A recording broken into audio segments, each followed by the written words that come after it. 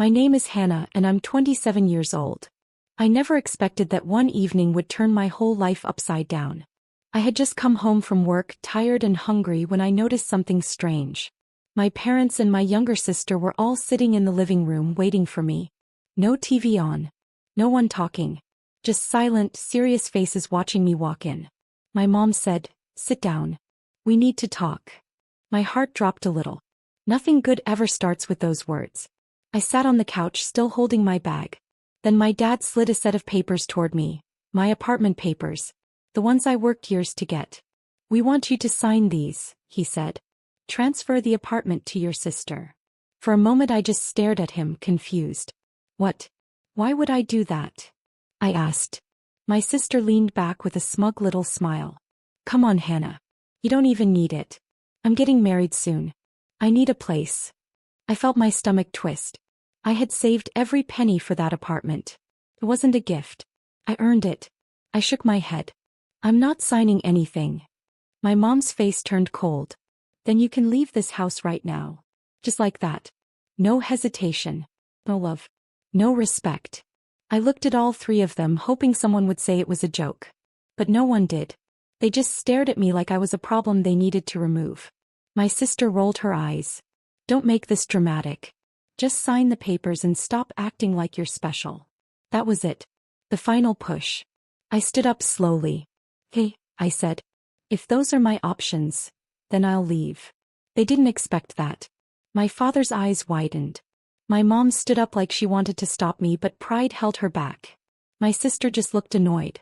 I grabbed my suitcase, packed my essentials, and walked toward the door. My dad's voice rose from behind me.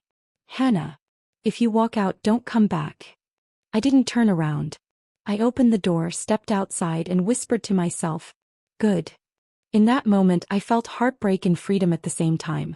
I didn't know where I was heading yet, but I knew one thing for sure. I wasn't going to live my life being controlled anymore.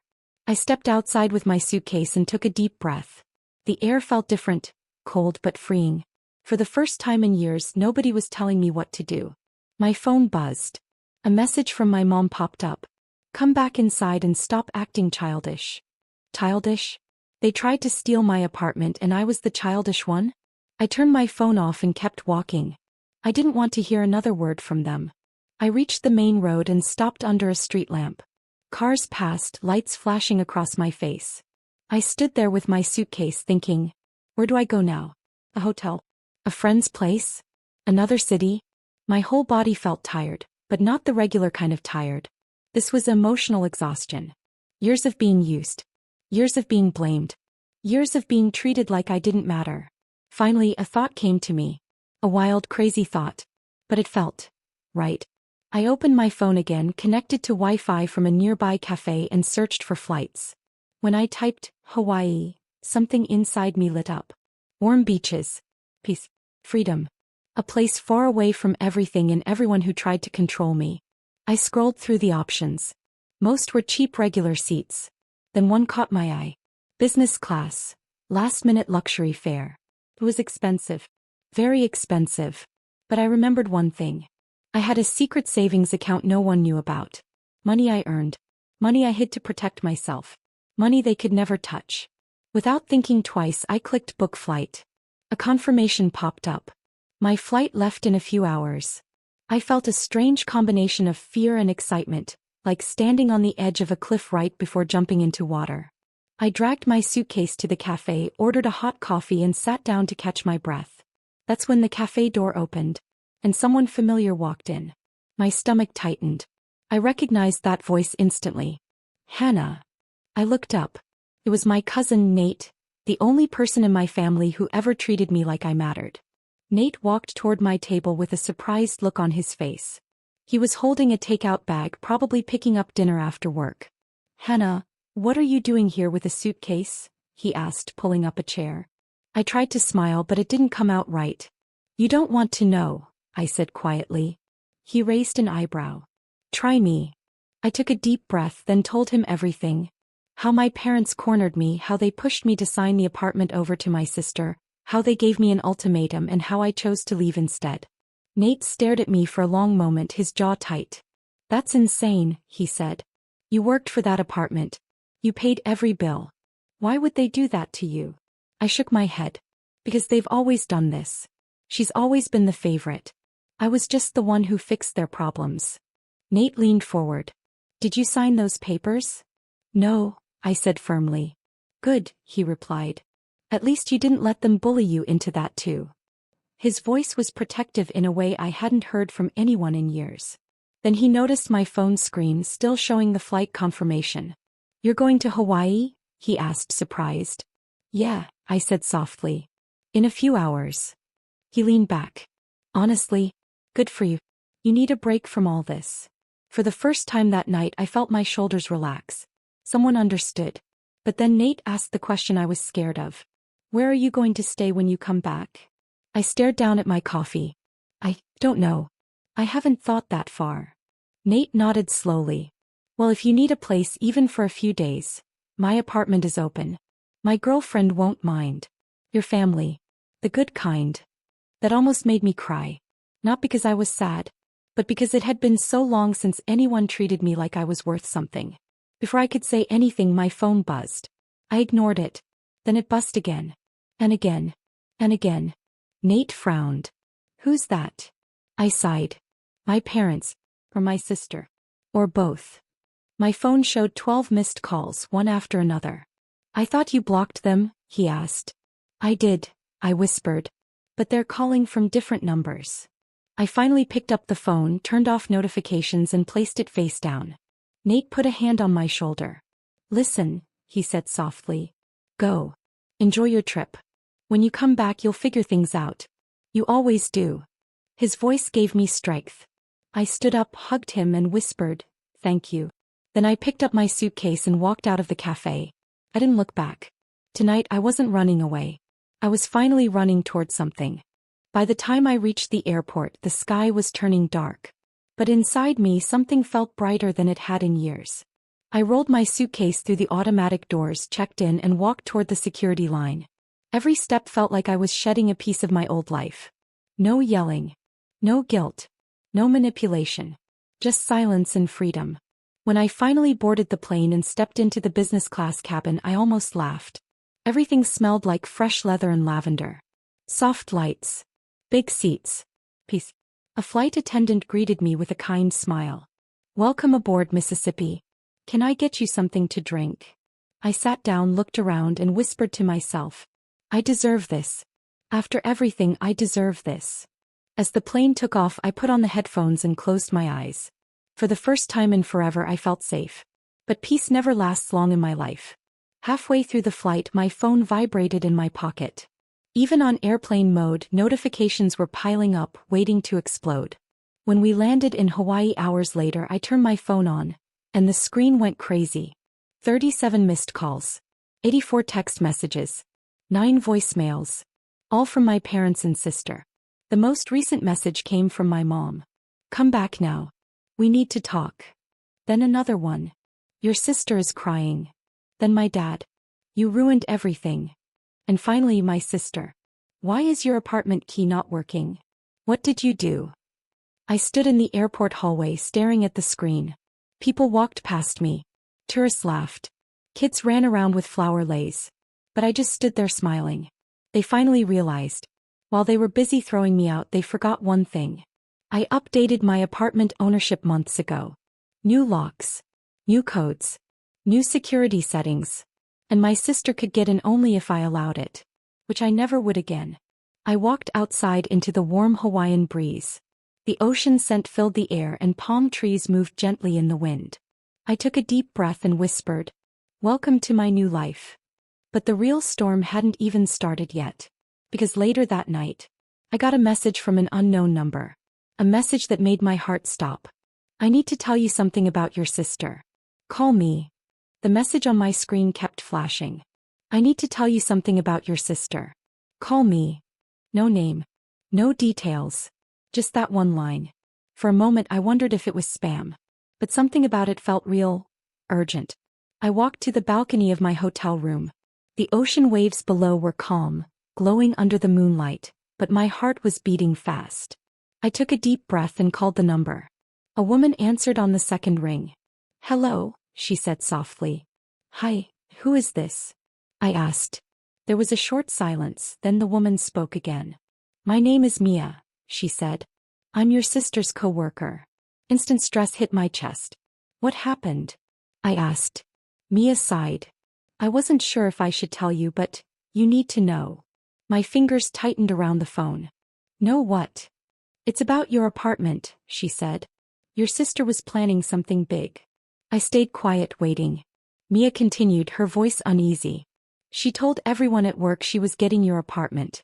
She told her fiancé's family she owned it now. She invited them for a full house tour yesterday. House tour. I felt my stomach drop. She bragged about it for weeks, Mia said. Saying you were going to sign it over because your parents would force you. I closed my eyes. Of course. This wasn't just selfishness. She had a whole future built on taking everything from me. And when the key didn't work, Mia continued, she freaked out. Her fiancé's family showed up and she couldn't get inside. She tried to break in. Someone called security. It was a mess. I bit my lip. Humiliation. Embarrassment. Chaos. Exactly what they deserved. But Mia wasn't done. There's more, she whispered. My heart jumped. What more? Mia hesitated. Your sister told everyone she deserved the apartment because you were planning to move away anyway. But she didn't say why. I frowned. Why what? She said you were fired, and broke, and living off your parents. I laughed out loud. A real shocked laugh. That was the most ridiculous lie I had ever heard. I wasn't fired, I said. I got promoted. And I pay every bill in that house. I know, Mia replied. That's why I'm calling you. I've seen how she talks about you. She's been lying to make herself look like a victim and make you look like a problem. I looked at the ocean again, my chest tight and hot. Thank you for telling me, I said. You're welcome, she whispered. Someone needed to. You don't deserve what she's doing. When I ended the call, I stood on the balcony for a long moment. The night breeze felt warmer now, lighter. My sister wasn't just jealous. She wasn't just selfish. She was building her entire life on my hard work, and then lying about me to everyone. But the biggest twist hit me right then. If she already told the world she owns my apartment, she wasn't going to stop. She would lie more. Push harder. Try again. Maybe even attempt something worse. And for the first time in my life, I wasn't afraid, because everything she planned, every lie she told, every move she made, was about to backfire on her. And she had no idea I was ready. The next morning I woke up to the sound of waves and sunlight filling my room. For a few peaceful seconds I forgot about everything. But when I grabbed my phone, reality came crashing back. 15 new voicemails. 27 missed calls. 52 unread messages. It was unbelievable. I sat up, turned the volume on, and clicked the first voicemail. It was my dad. He sounded angry. Hannah, this is enough. Come home right now. You're destroying your sister's life. Destroying her life? They really had it backwards. I played the next voicemail. This time my mom. Hannah, she's been crying all night. Her fiancé's parents think she lied to them. They left the engagement dinner. Please fix this. I shook my head. Fix this? I didn't break anything. Then I opened my text.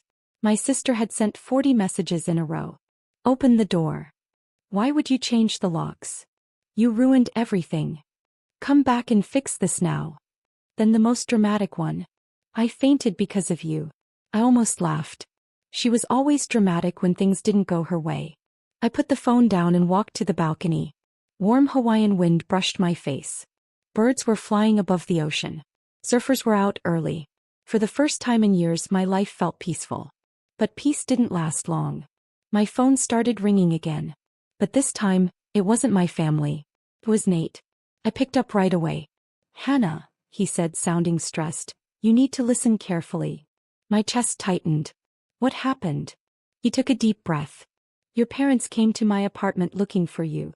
I froze. What? Why? They think I helped you leave, he said.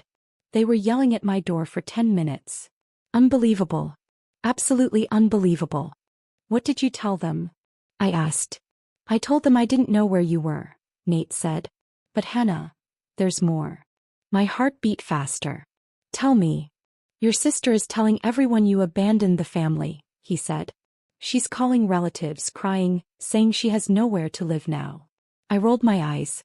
She has her own room at home, I said. I know, Nate replied. But she's playing the victim. And your parents are backing her completely. Of course they were. Then Nate lowered his voice. And they're all saying you betrayed them. I felt a sharp, cold pain in my chest. Not because I cared what they thought, but because this was the same cycle that had been happening for years. I breathed slowly. Nate, I said quietly, I didn't betray them. They betrayed me. I know, he said. That's why I'm calling. You need to hear this. Hear what? Nate hesitated, then said. They're planning to come to your apartment today. All three of them. Your dad said he'll take what's theirs no matter what. My eyes widened. This wasn't just drama anymore. It was turning into a real problem. I stepped back inside the room trying to think. My apartment was protected. But they didn't know that. If they tried to force their way inside, things could get ugly. Then Nate said, Hannah, you need to prepare yourself. Your sister isn't stopping. My voice came out barely above a whisper. What is she doing now? Nate paused. She's talking about going to court. Court? My sister? Against me? For something that belonged to me? I sat down on the bed, stunned. This wasn't jealousy anymore. This wasn't entitlement. This was war. And the worst part?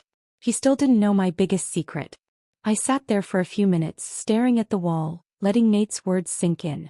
My family. Planning to break into my apartment. My sister. Talking about going to court. All of them calling me a traitor. For a moment I felt that old familiar fear creeping in. The same fear they used to control me with. But then something inside me shifted. I wasn't the same girl they used to push around. I wasn't the same girl they could guilt into everything. And I definitely wasn't the same girl they could control financially. Well, they had no idea who they were dealing with now. I took a deep breath and said to Nate, let them do whatever they want. They can't take anything from me. Nate hesitated. Are you sure? They're angry. Your sister is acting like she owns the world. I smiled softly. She can act all she wants. She still doesn't know the truth. What truth? Nate asked. I looked out at the ocean, the sunlight reflecting on the waves like tiny diamonds. Nate, I said, I don't just own the apartment. I own a lot more than that. There was silence on the phone. What do you mean? He asked carefully. I finally told him what no one else knew. Not my family, not my parents, not even my sister. I'm not broke. I'm not struggling. I'm not depending on anyone. I've been running a side business for 2 years. An online brand. And last month it finally took off. The contract I signed? It wasn't a promotion. It was a partnership. Nate's breath caught. What kind of partnership? A major one, I said. I now own 30% of a growing tech company. They're valuing it at multiple figures. My savings? My investments? Everything? I'm not where they think I am. Nate didn't speak for several seconds. Hannah, does your family know any of this? No, I said. They think I'm still living paycheck to paycheck, helping them with bills like always. He let out a low whistle.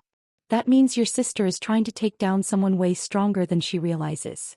Exactly, I said. Then I added. And that's not even the biggest part. Nate's voice got sharper. What else?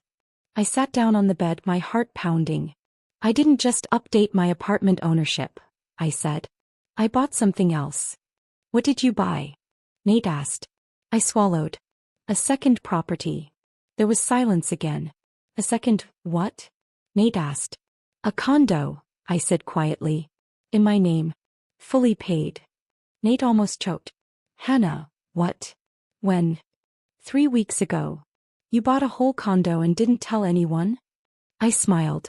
I wanted to keep it private until everything settled. Nate was stunned. Your parents have no idea. Your sister is threatening court while you're secretly in a stronger financial position than all of them combined. Exactly, I said calmly. I walked back to the balcony and watched the waves. My sister thinks she's taking everything from me, I said. But she doesn't know I already built a life she can't touch. Nate exhaled slowly. Hannah, when they find out, they're going to lose it. I smirked. They already are. But deep inside I knew something bigger was coming. My family wasn't the type to back down easily. And my sister? She had no limits. She was already talking about court. What would she try next? I didn't know yet. But I knew one thing for sure. I wasn't running anymore. I was ready. Fully ready. And the next move was mine. While I enjoyed the warm Hawaiian morning, sipping fresh pineapple juice on my balcony, chaos was happening thousands of miles away, and I didn't even know it yet. My phone buzzed again. It was Nate. I answered. Hey, what happened now? His voice came fast, stressed and breathless. Hannah, they're at your apartment. I closed my eyes. Of course they were. What are they doing? I asked calmly. You're not going to believe this, he said. Your sister brought her fiancé's parents with her. They showed up with suitcases ready to move in. I almost dropped my drink. They what? Yes. Nate said. They were standing outside the building with luggage.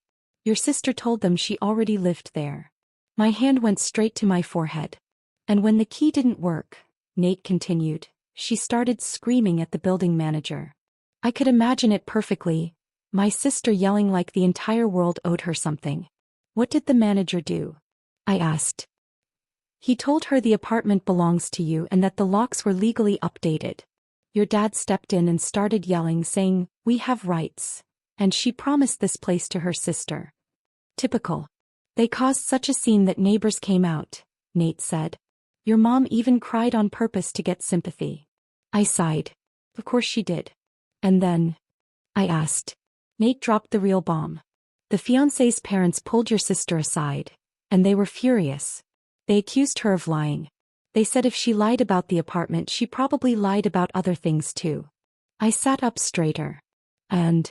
I asked. The engagement is off. My jaw dropped. They ended it? I whispered. Right there, Nate said. In front of everyone. They took their son and left. Your sister started screaming, blaming you for everything. I leaned back in my chair stunned.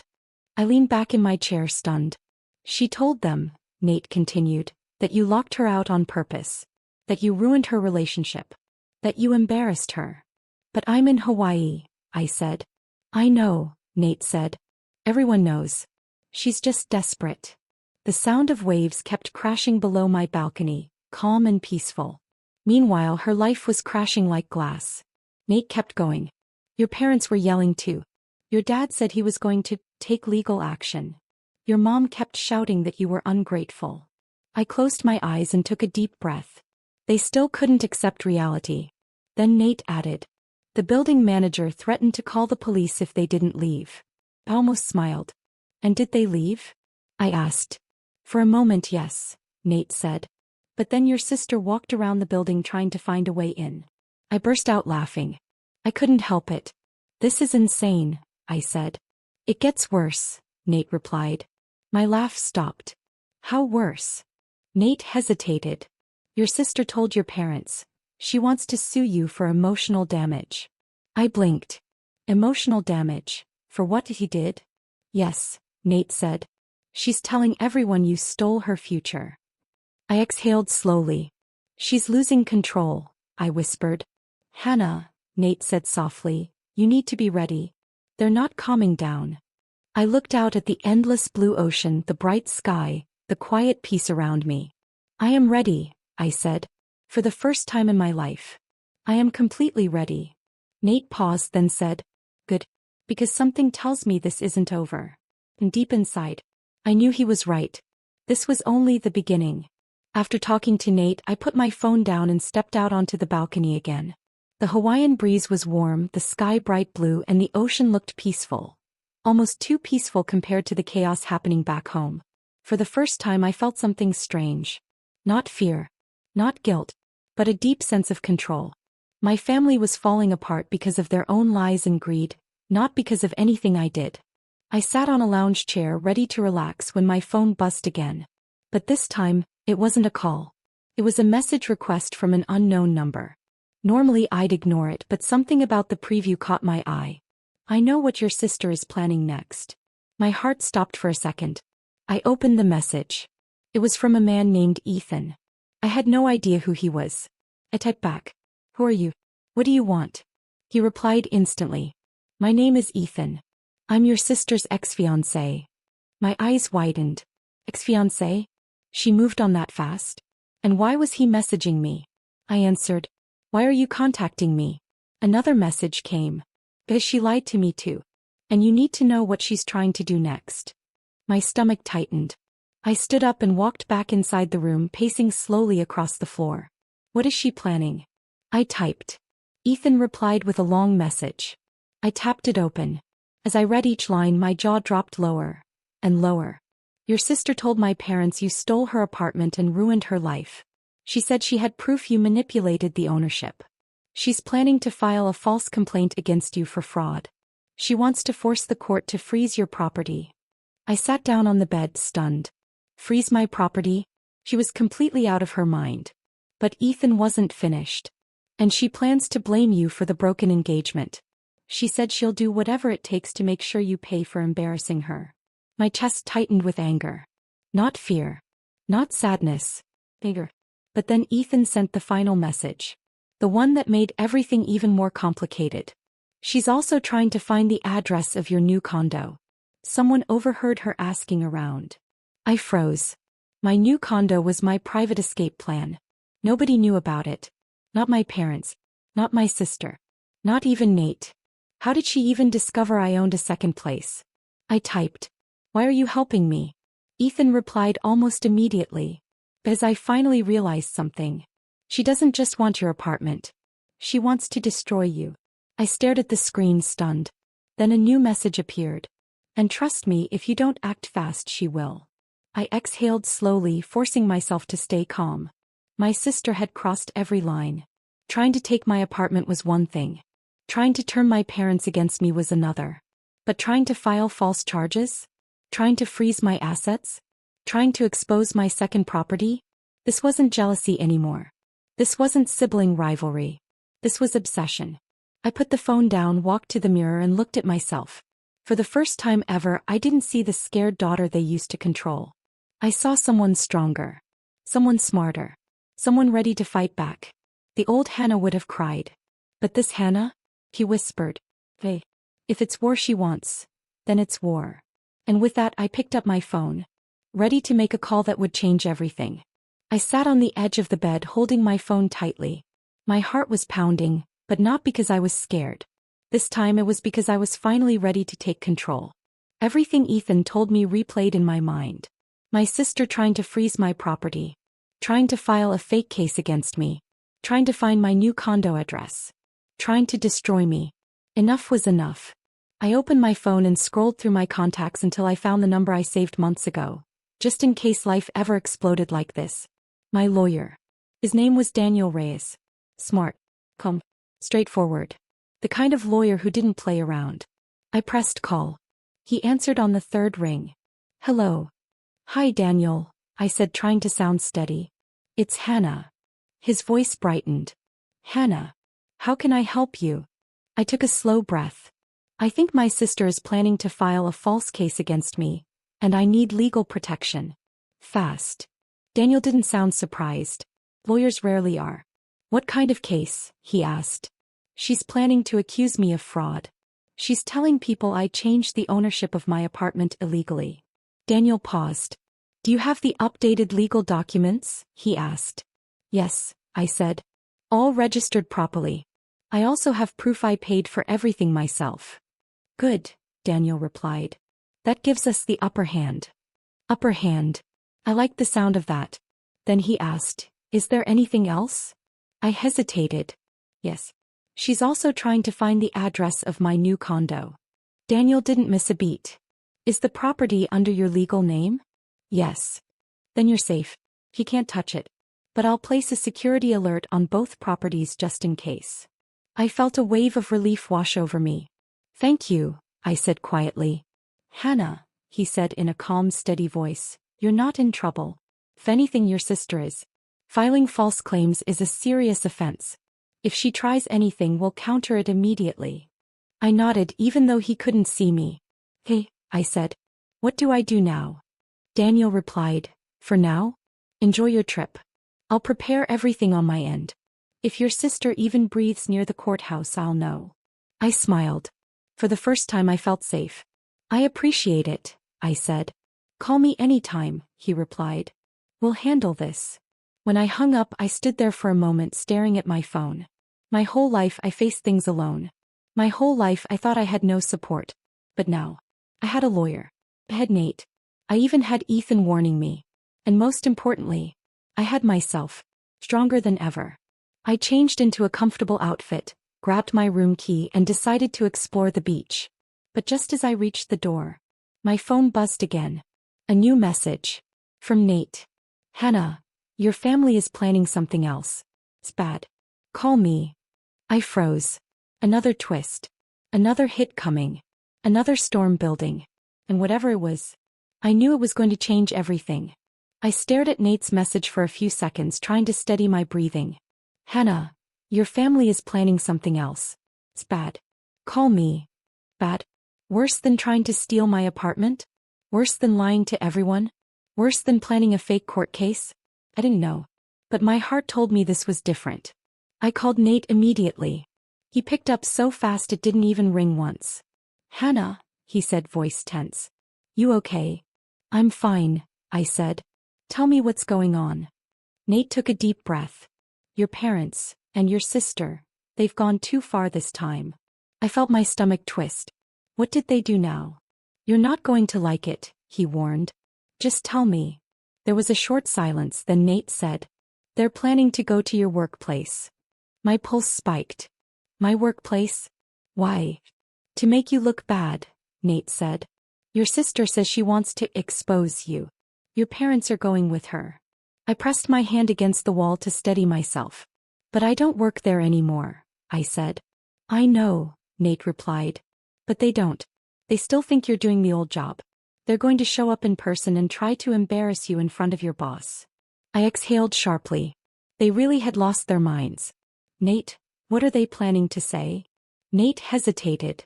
Hannah, they want to tell your boss you're unstable. That you're irresponsible.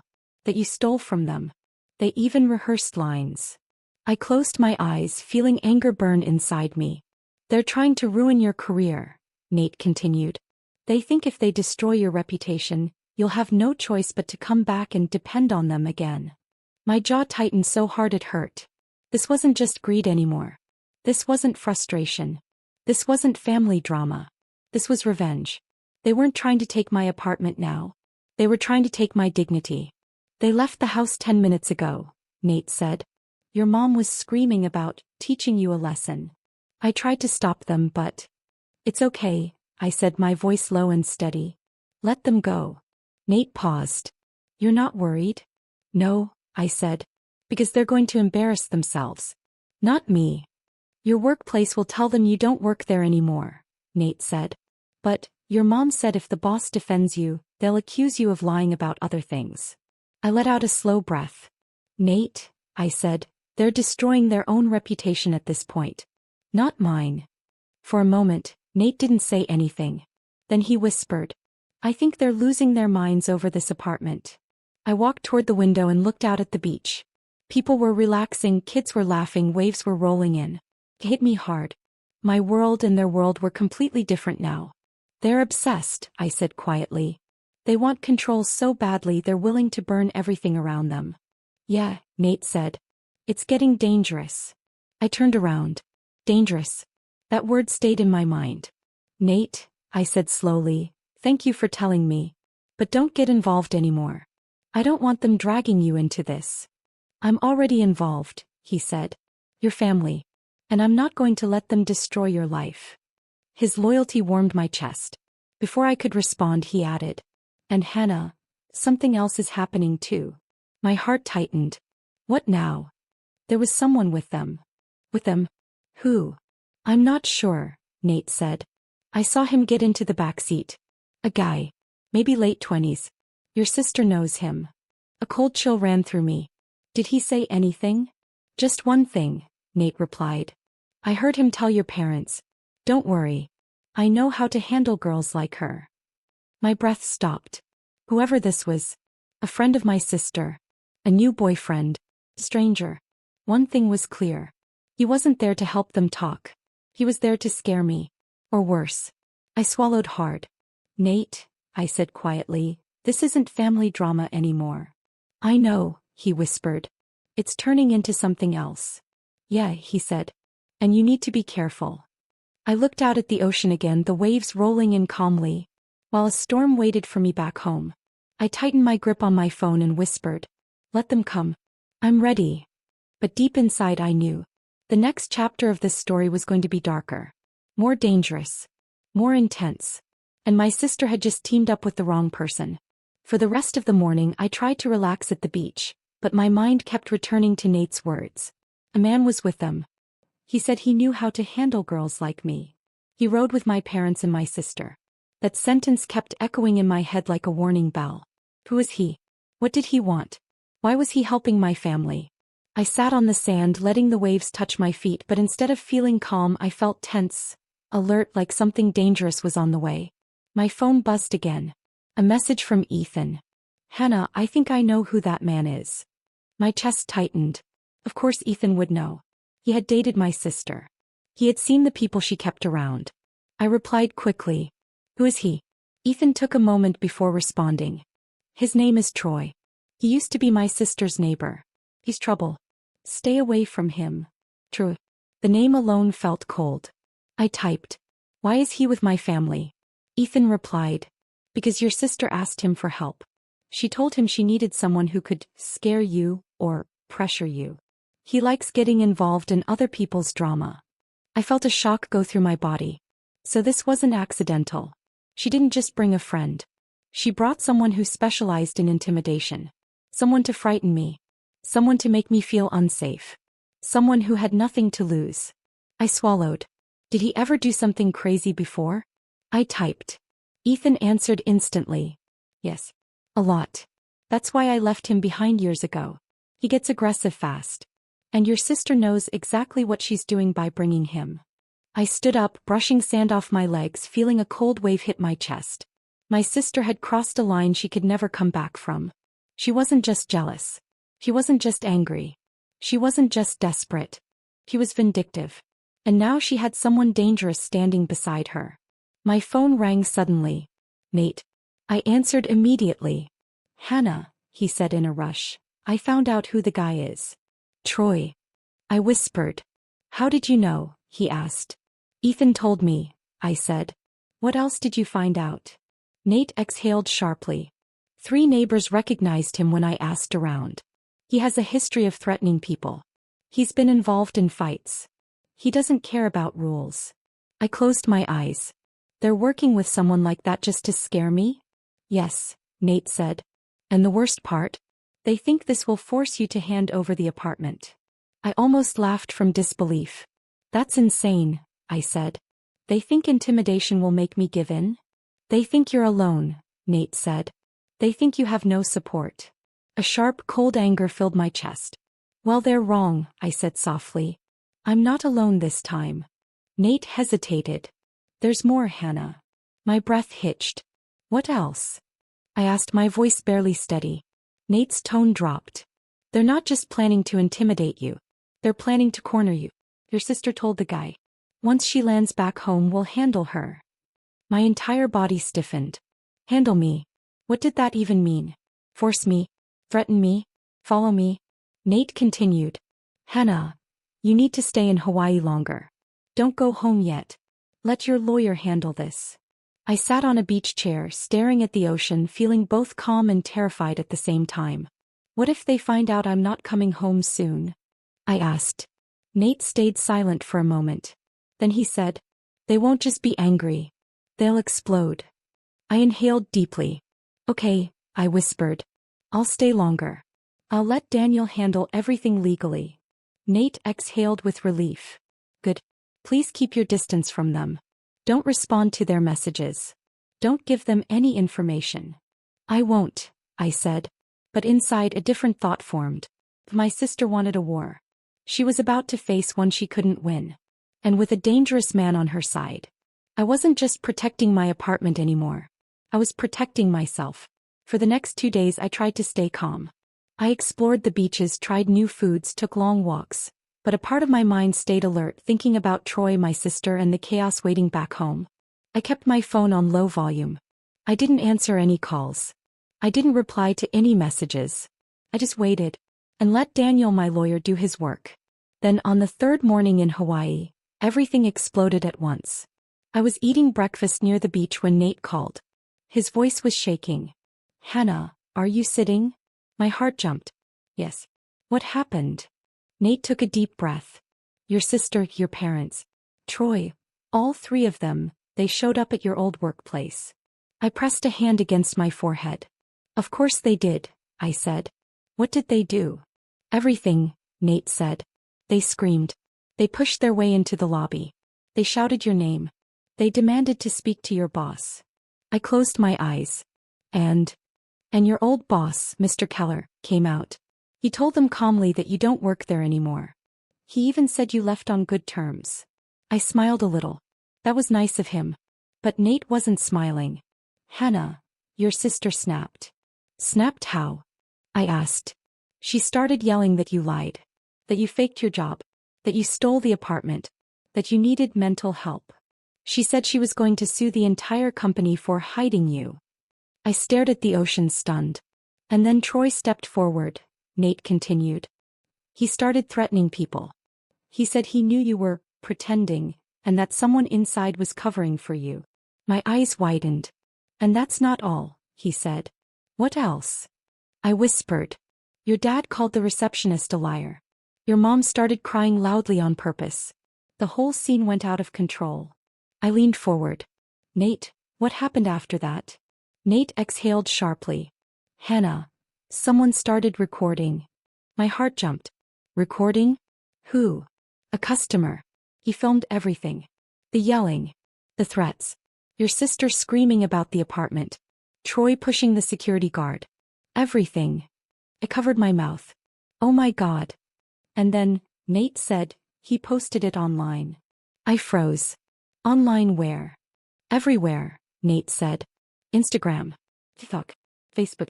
It's going viral right now." My heart pounded. "Viral? Why?" "Because it looks crazy," he said. 3 adults screaming about an apartment, threatening staff, accusing random people, crying and yelling, all in a public building." I closed my eyes imagining it. Then Nate added. "And Troy pushed a security guard. Hard. That part is all over the internet." My chest tightened. "Is he arrested?" "No," Nate said. "Not yet. But people are tagging the police. And your lawyer already saw the video. He's preparing something huge." I took a deep breath. "Hannah," Nate said gently, "this is your moment. The entire internet is seeing the truth. People in the comments are saying your family looks abusive. They're defending you, and they don't even know you." I leaned back in my chair stunned. My family wanted to destroy my reputation. Instead, they destroyed their own. Then Nate said something that made everything even more unbelievable. "Hannah, your sister made a huge mistake in that video." "What mistake?" I asked. "She screamed on camera that she deserves your apartment because you were supposed to sign it over. So everyone could hear it. Everyone. And that wasn't even the worst part." Nate continued. "And Troy shouted that he's going to force you to sign it when you come back." My blood ran cold. That wasn't just toxic. That was evidence. Evidence of intent. Evidence of threats. Evidence Daniel could use. And then Nate said, "Daniel wants to talk to you. He says you have the strongest case he's seen in years." I took a deep breath. A very deep one. Everything my sister planned, every lie, every threat, had turned into proof against her. No. For the first time in this entire story, I had the power. I returned to my hotel room, locked the door, and sat down on the bed. My hands were shaking, not from fear but from the intensity of everything happening at once. Before I could even calm myself, my phone rang again. This time it was Daniel, my lawyer. I answered immediately. "Hannah," he said, his voice calm but serious. "I've seen the video." My heart jumped. "What do you think?" Daniel exhaled sharply. "I think your family just handed you the strongest evidence we could ever hope for." I swallowed. "You saw everything?" "Yes," he said. "Your sister trying to claim your apartment. Your parents screaming. And most importantly, this man named Troy threatening to force you to sign anything." I shivered. That video isn't just embarrassing, Daniel continued. It's admissible evidence. It shows harassment. It shows attempted coercion. It shows intent to intimidate. And Troy's physical push on the guard? That's assault. I breathed slowly. Daniel, what do we do next? He didn't hesitate. We file immediately. File what? I asked. A protection order, Daniel said simply. Against your sister, your parents, and Troy. My breath caught. A restraining order? Yes. A legal protection order that prevents them from coming near you, near your apartment, near your workplace, anywhere. I felt a giant pressure lift off my chest. For now, Daniel continued, I want you to stay in Hawaii. Do not return home until I say it's safe. I won't, I said. I'm not going anywhere near them. Good, Daniel replied. Because they're not finished. I've been contacted by someone from your old workplace. My heart tightened. Who? The security guard Troy pushed, Daniel said. He's giving a statement. He wants to press charges. I was stunned. And that's not all, Daniel added. The building manager called too. He's filing a trespassing report. Trespassing. Assault. Harassment. Public disorder. Everything was stacking up. Against them. I pressed a hand against my forehead. This is getting serious, I whispered. Hannah, Daniel said gently, it was already serious the moment they brought someone like Troy into this. But now, the law is on your side. I took a deep, shaky breath. Then he said something that made my heart drop. And your sister made one more mistake. What mistake? I asked. Daniel's voice dropped. In the video she said, I'm going to make her sign those papers when she gets back. My entire body froze. That, Daniel continued, is evidence of attempted property extortion. Extortion. A felony crime. I sat completely still, processing everything. Daniel continued. So here's what we're doing. I'm filing a protection order today. I'm sending cease and desist letters. I'm preserving that video as evidence. And tomorrow morning, I'm filing a civil harassment and intimidation case. I couldn't breathe for a moment. Daniel, I whispered, is this going to get them in trouble? Daniel paused, then said, they already got themselves in trouble. You're just using the law to protect yourself. I nodded slowly. Then he added, Hannah, you've been quiet your whole life. You've always let them control you. Not anymore. This is your moment. Tears filled my eyes. Not sad tears. Relief. Power. Freedom. Then Daniel said one last thing. You're not the victim in this story. Not anymore. From now on, you're the one in control. When the call ended, I sat on the bed, hugging a pillow, letting everything sink in. My sister thought she could bully me. My parents thought they could guilt me. Troy thought he could intimidate me. But the world had changed. The truth was out. The video was spreading. The law was stepping in. And for the first time in my life, I wasn't scared. They were. The next morning in Hawaii felt heavier than usual. The sunshine was the same. The ocean was calm. But inside my chest, a storm was building. I kept checking my phone every few minutes, waiting for updates from Daniel or Nate. At around 10 a.m. my phone buzzed. This time it was Nate, and his voice was shaking. Hannah, you need to sit down for this. My heart thumped hard. I'm sitting, I said slowly. What happened? Nate took a deep breath. The police went to your parents' house. I froze. They what? They showed up early this morning, Nate said. 2 officers. They had paperwork. They knocked loudly enough that the whole neighborhood heard. I covered my mouth. Oh my God. Your dad came outside angry, yelling at them, Nate continued. But the officers weren't playing around. They asked for your sister first. My sister. I whispered. Why her? Because, Nate said, she's the one named in the harassment report. And someone sent the viral video to the police. I blinked, stunned. Someone, as in who? No idea, Nate said. People online are tagging your local police department in the video. It's out of control. I leaned back, overwhelmed. What happened when they asked for her? Nate sighed. Your sister tried to act innocent. She said you were lying. She said you edited the video. She said she was set up. I rolled my eyes. But then, Nate continued, The officers showed her the screenshot of the video clip. Her own words. Her threats. Everything. I felt a weird mix of satisfaction and sadness. It was surreal seeing everything fall apart so quickly. And then she panicked, Nate said. She started crying. Your mom started crying too. Your dad kept shouting about family issues and private matters. I bit my lip. And Troy? I asked quietly. Was he there? Nate hesitated. Yes. My stomach clenched. He came outside shirtless, acting aggressive. He yelled at the officers, asked why they were harassing your family. He even said, she deserved the apartment anyway. My jaw dropped. He admitted that. In front of the police. Yes, Nate said. And that's when everything changed. My whole body went still. What changed? Nate lowered his voice. One of the officers recognized Troy. Apparently he already had complaints filed against him. Fights. Threats. Disturbances. He's known in the area. A cold chill ran through me. What did the officers do? Nate said slowly. They detained him. I sat there stunned. They detained Troy? I whispered. Yes. They put him in handcuffs right there on the sidewalk. Your sister lost it, she screamed, she begged, she blamed everyone. But the officers didn't care. I swallowed. And my sister? I asked quietly. Nate paused. They didn't arrest her. My chest softened for a second, until he finished the sentence. But they served her with an official notice. She's ordered to appear for questioning. And if she tries to contact you, show up at your apartment, or even mention you online, she's violating the fresh emergency protection order Daniel filed. My hand covered my heart. Emergency protection order. That meant real consequences. She was shaking, Nate said softly. Your mom looked like she was going to faint. Your dad kept arguing until one officer told him he could be charged too if he didn't calm down. I took a deep, deep breath. This wasn't a story anymore. This was real life. Real consequences.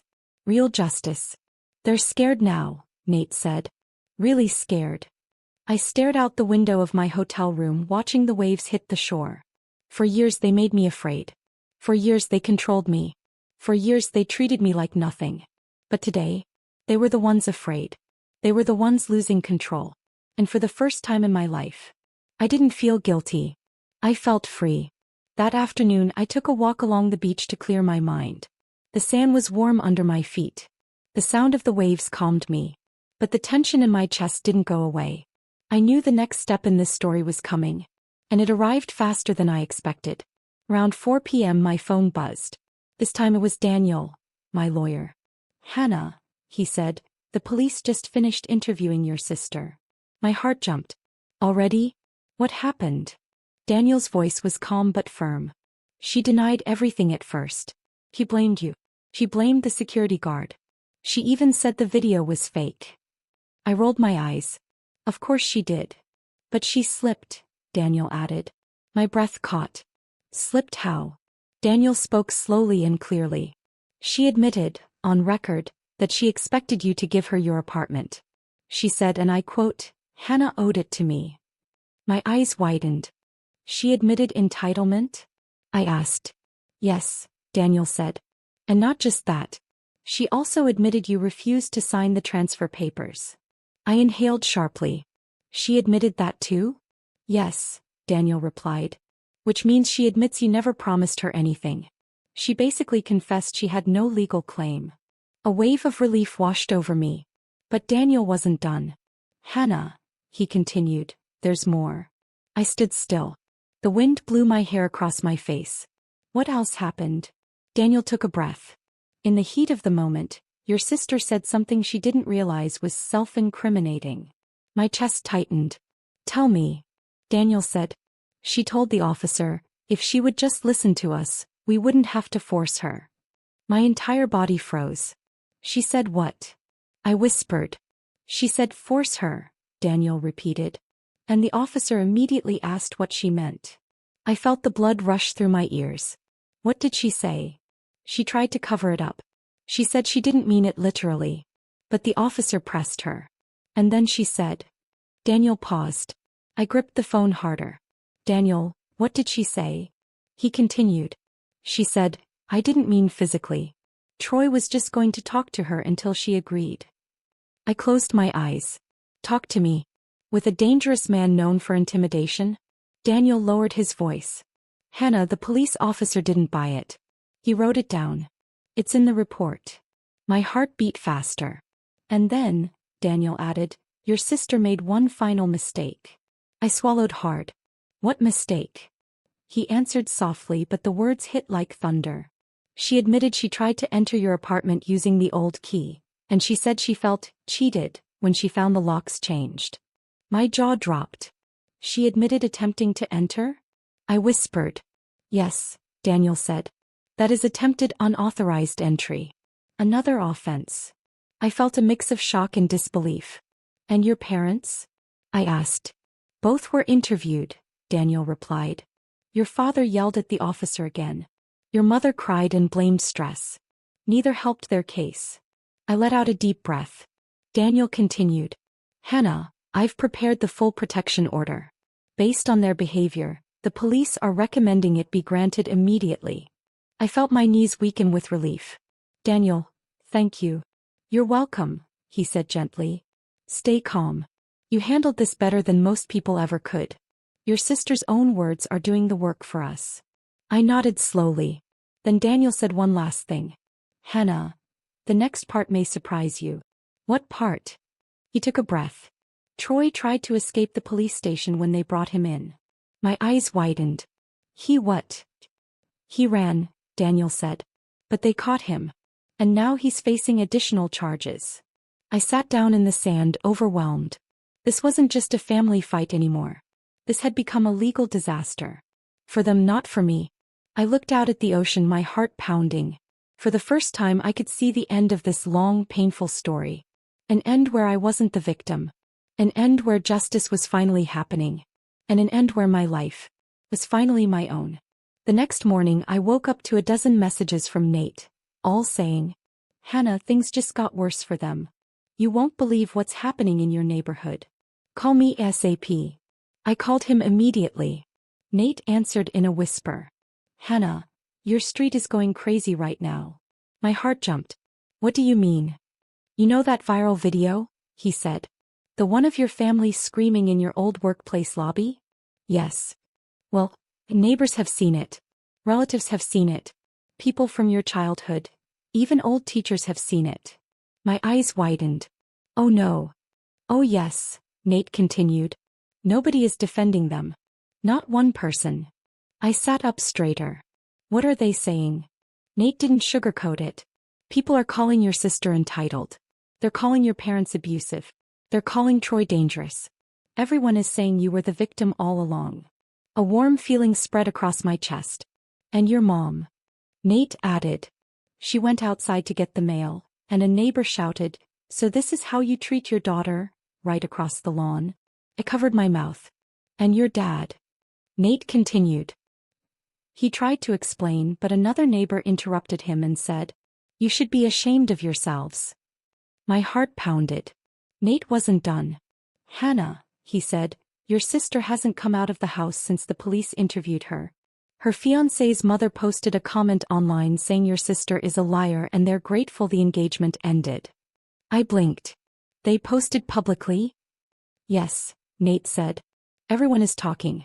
No one is on their side. People are finally seeing who they really are. I took in a long, deep breath. For years my family painted me as the difficult one. The ungrateful one. The selfish one. But now, the world saw the truth. Nate continued. Oh, and remember Mrs. Diaz? The older lady who lives across from your parents. Yes, I said. She told your mom loud enough for the whole street to hear. Your daughter is smarter than all of you combined. I nearly burst into tears. After everything, someone finally said it out loud. Someone finally defended me. Someone finally acknowledged the truth I lived with for years. Then Nate added something shocking. And you won't believe what your sister did after that. My heart fluttered. What did she do? She tried to sneak out of the house wearing a hoodie, Nate said. She didn't want anyone recognizing her from the video. I held back a laugh. And did they recognize her? I asked. Nate exhaled. Hannah, people didn't just recognize her. They confronted her. I blinked. Confronted. Yes, he said. Two neighbors walked up to her and said, "Why would you steal your own sister's apartment? What is wrong with you?" My mouth dropped open. "And your sister started crying," Nate continued. "She said it's all your fault. That you ruined her life. That you embarrassed her." I shook my head. "That's insane." "It gets worse," he said. "How?" Nate's voice softened. "She tried to blame you. But nobody believed her. Not anymore. People literally told her, 'We saw the video. Stop lying.'" I leaned back in my chair stunned. The mask had finally cracked. The performance had finally failed. Her lies had finally run out of places to hide. And then Nate added one final unexpected twist. "Hannah, your sister said something when she was crying." My voice trembled. "What did she say?" Nate took a slow breath. "She said, 'I don't care about the apartment anymore. I just want Hannah to come home so we can control her again.'" I froze. Completely frozen. She didn't say talk. She didn't say make things right. She didn't say fix our relationship. He said, control. Control me. Me. Use me. Just like before. But that was the moment I realized something important.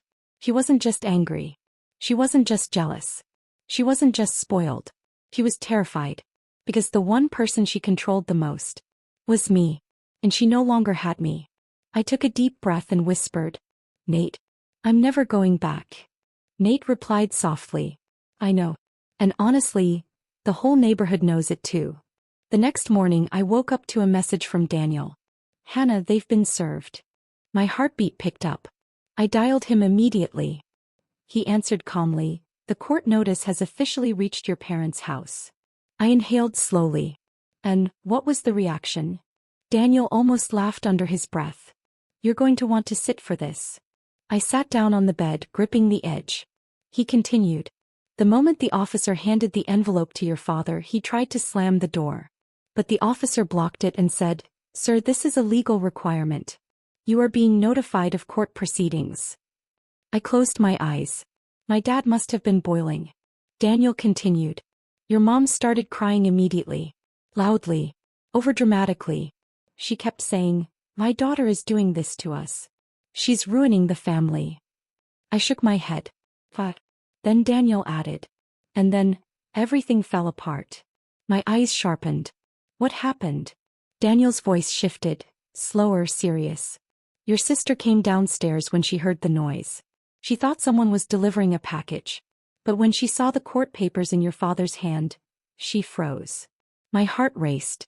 "And then," I whispered. "She asked what was happening," Daniel said. "Your dad yelled, 'This is because of you,' right in her face." I blinked hard. "Your dad blamed her?" "Oh yes," Daniel said. "He told her, 'If you hadn't made a scene, if you hadn't dragged that man into our lives, none of this would be happening.'" My jaw dropped. He continued. "Your mom turned against her too. She screamed, 'You ruined everything. You embarrassed us on the internet.'" I felt a wave of disbelief. "They really turned on her?" I asked. Daniel nodded. "Yes. Completely." Then he told me the part that shocked me the most. "Your sister started crying and screamed back, 'You told me to get the apartment. You both told me to force her.'" My breath caught. She admitted it. She admitted everything. "And the officer heard all of it," Daniel added. He was still standing at the door. I pressed my hand over my heart. "What happened next?" Daniel said. "Your sister kept shouting, 'This isn't my fault. I only did what you wanted.' Then she threw the envelope across the hallway and ran up the stairs. Your mom and dad followed her, arguing the whole way. I imagined it. The whole house breaking apart. Screaming. Blaming. Turning on each other. But Daniel wasn't finished. "Hannah," he said slowly, "there's something else." I swallowed. "What now?" The officer wrote down everything he heard. Every word. My eyes widened. "That's evidence?" I asked. Daniel answered confidently. "Very strong evidence. It proves your parents were involved. It proves your sister wasn't acting alone. It proves the coercion attempt." I let out a shaky breath. Everything they tried to hide. Everything they thought no one would ever know. Everything they wanted to pin on me had blown up in their faces. Then Daniel added, and based on today's events and the previous video, the judge has fast-tracked the hearing. It'll happen sooner. My chest tightened. Sooner? How soon? 48 hours, Daniel said. I gasped. 2 days. But I'm in Hawaii. He responded calmly. You don't need to come.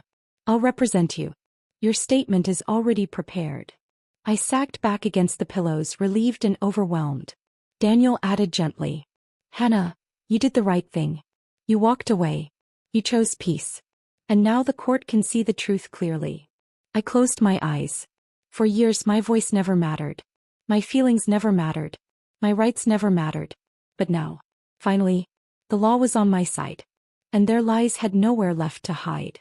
After Daniel's call, I tried to relax, but my mind wouldn't stop spinning. My parents blaming my sister. My sister blaming my parents. The officer hearing everything. The court date rushed to 48 hours. It was like watching my entire childhood home crumble from thousands of miles away. By noon, I decided to take a quiet walk along the beach. I held my phone in my hand, mostly on silent. I didn't plan to answer anything. But when I got back to my hotel room, I saw it. 13 missed calls from unknown numbers. And 1 voicemail, the kind you feel in your bones before you even listen. I pressed play.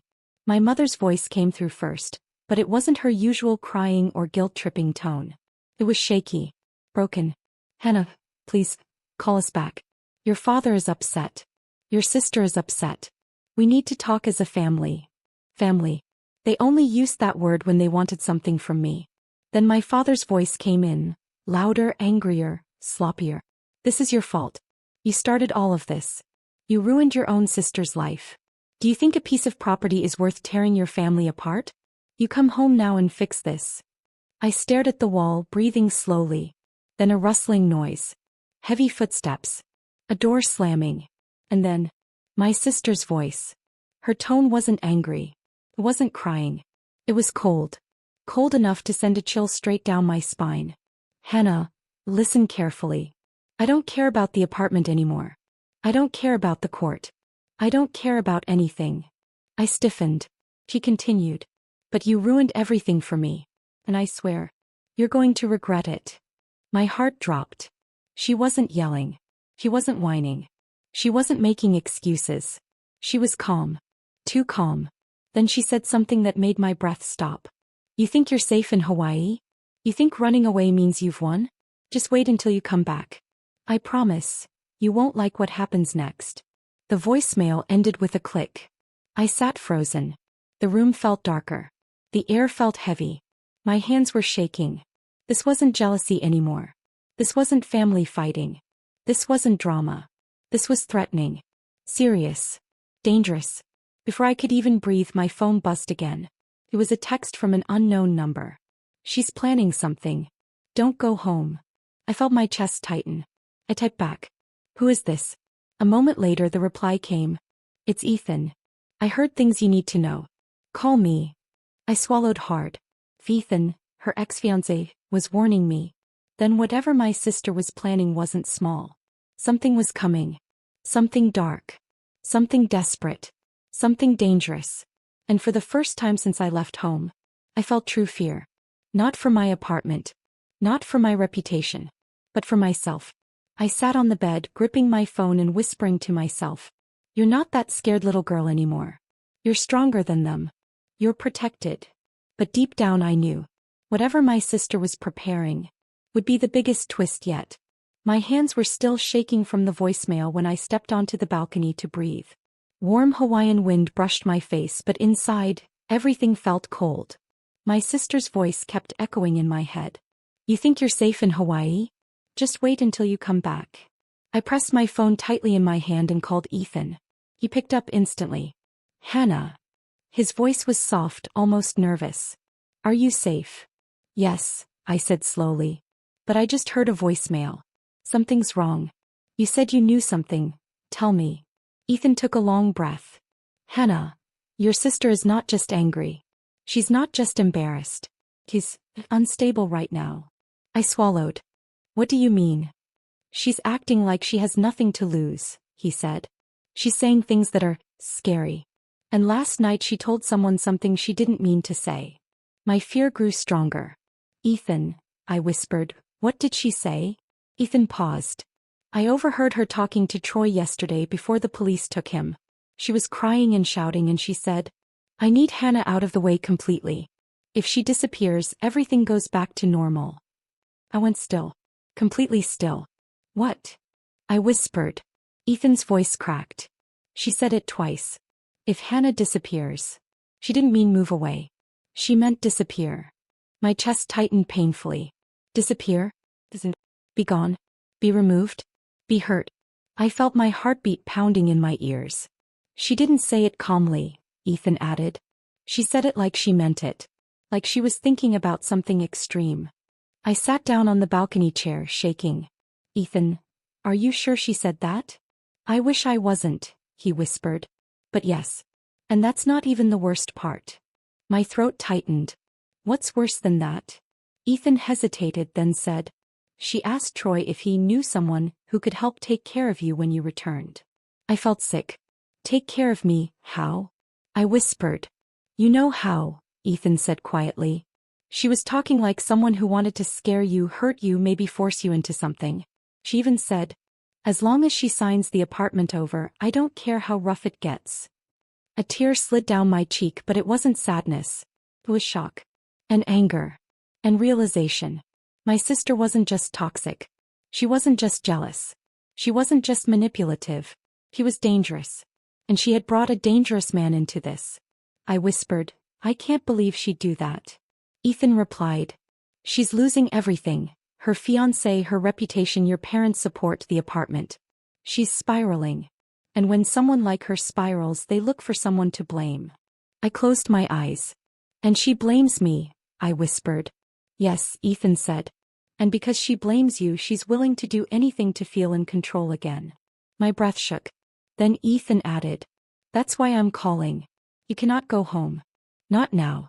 Not soon. Not until the court hearing is over and the police handle this. I nodded slowly, even though he couldn't see me.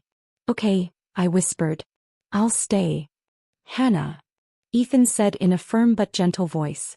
You're not powerless anymore. You have evidence. You have a lawyer. You have protection. But she has nothing. And desperate people make dangerous choices. Be careful. I wiped my face. I understand. And Hannah, one more thing, he said. My heart raced. What? I think someone else knows what she planned. I frowned. Who? Ethan paused. You're not going to believe this. I leaned forward. Ethan, tell me. He whispered. Your father heard her. He heard everything. He didn't stop her. He didn't correct her. He didn't tell her she was wrong. He just let her talk. My stomach dropped. And after she said all of that, Ethan continued, your dad said, just don't get caught. The world felt like it stopped. My own father heard my sister talk about making me disappear and responded with, just don't get caught. I felt a coldness travel through my entire body. Ethan spoke again, voice soft. Hannah, your family isn't just toxic. They're dangerous. I whispered, barely breathing. I can't believe this is my family. Ethan replied, I know, but you're stronger than them. And this ends now. I looked out at the ocean. Calm waves. Beautiful sky. Peace around me. But inside me, a fire had started. A fire stronger than fear. Stronger than anger. Stronger than every scar they gave me growing up. For the first time I wasn't running. I was preparing. Because what my sister said, what my father responded, wasn't just wrong. It was criminal. And they were about to face the full force of the truth. 2 days passed faster than I expected. I spent the morning walking along the shoreline, watching the waves rise and break, trying to steady my breathing.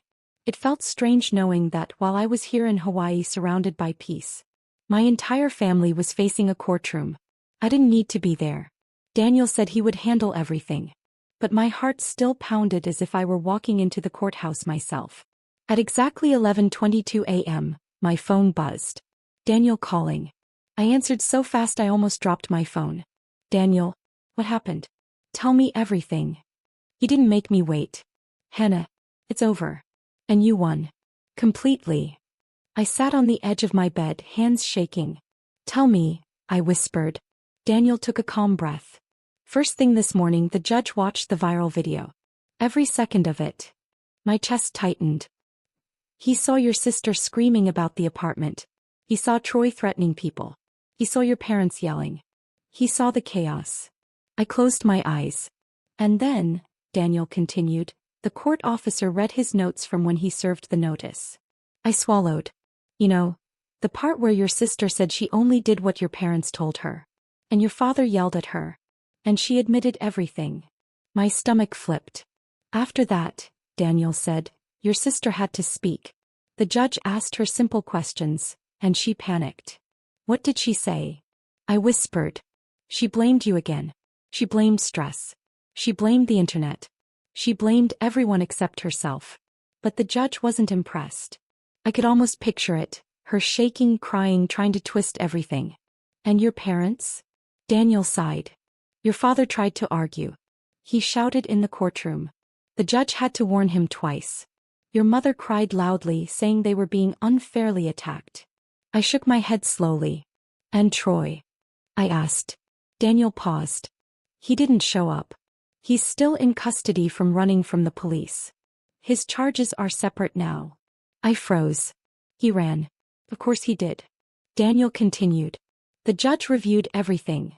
Your documents, the ownership papers, the video evidence, the officer's report, even the voicemail transcript you forwarded. My heart raced. And then, Daniel said with a satisfied tone, the judge gave his ruling. I gripped my phone tightly. What was the ruling? Daniel didn't delay. 1. You are granted a full restraining order against your sister, your parents, and Troy. They cannot contact you, visit you, or go near your property. My chest filled with relief. 2. Your apartment is legally confirmed as yours alone. Your sister has zero claim. The judge said her attempt was coercive, manipulative, and unlawful. Tears gathered in my eyes. 3. Your sister is required to attend mandatory counseling for harassment and emotional misconduct. She was warned that any further action may lead to criminal charges. I exhaled shakily. And 4, Daniel said, voice firm, your parents received a formal warning from the judge. If they try anything again, anything, they will face legal consequences. I put a hand over my mouth. Not from sadness. From pure relief. And Troy? I whispered. Daniel spoke slowly. He's facing charges for assault, resisting arrest, and harassment. He might go to jail. I closed my eyes. Then Daniel added. And Hannah. The judge made one more statement. My breath held. What did he say? Daniel's voice softened. He said, this young woman has been mistreated long enough. Today the law stands on her side. I felt my eyes fill with tears. Real warm, grateful tears. For the first time in my life. Someone in authority believed me. Protected me. Defended me. When can I go home? I asked quietly. Daniel replied. You're safe to go back, but not to your parents' house. Your apartment is secured. Your new condo is untouched. Both properties are legally protected. I nodded slowly. Thank you, Daniel, I whispered. For everything. You did the hard part, he said gently. You stood up for yourself. When the call ended, I walked out to my balcony. The ocean felt brighter. The sky felt softer. The world felt lighter. For the first time ever. I wasn't worried about what would happen next. Because the worst was behind me. And the future finally belonged to me. 2 days after the court ruling, I packed my suitcase again, but this time it felt different. The first time I packed, I left home heartbroken. This time I packed with peace. The first time I ran away from pain. This time I was walking toward a new beginning. I checked out of my hotel, took one last look at the Hawaiian Ocean and whispered, thank you for saving me. The flight home felt lighter. No panic. No dread. No guilt. Because this time I wasn't returning to a house full of anger and manipulation. I was returning to my home. My space. My life. When I finally landed and got into a cab, the city lights felt warmer. Like the world was welcoming me back. As the car approached my apartment building, I took a deep breath. This building used to feel like a symbol of conflict. Now it felt like safety. I stepped out of the cab with my suitcase, walked through the lobby, and the security guard recognized me immediately. "Miss Hannah, welcome back," he said with a smile. "Your lawyer told us everything. Building is secure. No one can bother you." For the first time I felt protected. I took the elevator up, unlocked my door, and stepped inside. Silence. Calm. Warmth. My home. I ran my hand along the wall, walked to the balcony, and looked out at the skyline. I wasn't scared. I wasn't sad. I wasn't looking over my shoulder. I was free. I made myself a cup of tea, sat on the couch, and let everything sink in. My sister couldn't come near me. My parents couldn't call me. Troy was in custody. My apartment was legally secure. My new condo was safe. My lawyer handled everything. For the first time in my life, no one was controlling me. No one was manipulating me. No one was draining me. No one was using me.